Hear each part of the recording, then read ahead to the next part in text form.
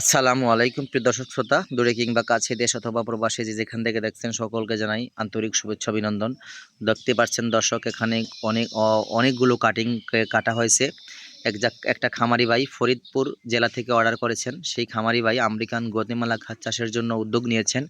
কেনই বা নেবেন না? আপনারা জানেন এই ঘাসটাতে প্রচুর পরিমাণ ক্যালসিয়াম রয়েছে। ক্যালসিয়ামের রাজা বলা হয় এই ঘাসটাকে।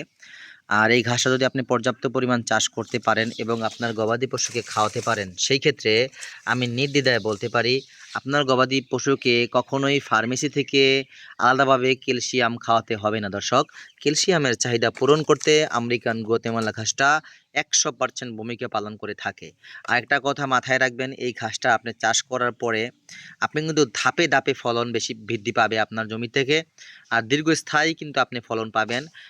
একবার রোপণ করবেন, প্রায় ৭ থেকে ৮ বছর পর্যন্ত ওই জাত থেকে আপনি ফলন নিশ্চিত করবেন। শুধুমাত্র কষ্ট করে কাটার পরে ঘাসের গোড়ায় একটু ঝুরো মাটি দেওয়ার চেষ্টা করবেন, তাহলে কিন্তু বেশি পরিমাণ আরও চারা গজাবে দর্শক। আর এই কাটিংটা রোপণ করার পদ্ধতি আপনারা জানেন, এটা কিন্তু জাগ দিয়ে অঙ্কুর বের করতে হয় না। সরাসরি ২-৪ ঘন্টা পানিতে ভিজিয়ে নেবেন, ডুবা পানিতে। তারপরে সুন্দর করে আপনার ঘাসটা ১ ইঞ্চি মাটির নিচে দিয়ে চাপ দিয়ে রোপণ করবেন। একটু বেশি করে চাপ দিবেন, কারণ এই ঘাসটা চাপ দিয়ে রোপণ করতে হয়, আগলা রাখবেন না দর্শক। আর আমি একটা কথা বলে রাখি, আপনারা দেখেন ডগার কাটিংটা কিন্তু বেশি পরিমাণ জার্মানেশন আসে, আমি বলে রাখি, কিন্তু আপনারা কৌশলটা জানেন না, আমি ভিডিওতে বলবো।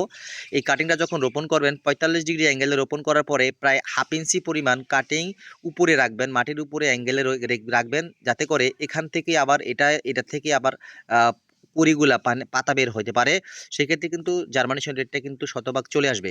ডগার কাটিংটা রোপণ করার সিস্টেমটা বলে দিলাম। ডগার কাটিংটা বেস্ট কাটিং। আপনারা যদি রোপণ করতে পারেন, কাটিং মিস যাওয়ার সম্ভাবনা একেবারে নাই বললেই চলে। আপনারা আবারও বলে দেই, এই কাটিংটার একটু অংশ ভাসিয়ে রাখবেন মাটিতে। ৩০ ডিগ্রি অ্যাঙ্গেলে রোপণ করবেন, শুকনো জমিতে রোপণ করবেন। আর রোপণ করার পরে কিন্তু আপনি পানি দেওয়ার বা সেচ দেওয়ার চেষ্টা করবেন, তাহলে কিন্তু ভালো একটা জার্মানেশন আসবে। কাটিং নিতে চাইলে দর্শক স্ক্রিনে দেন, আবার যোগাযোগ করুন। সকলকে ধন্যবাদ।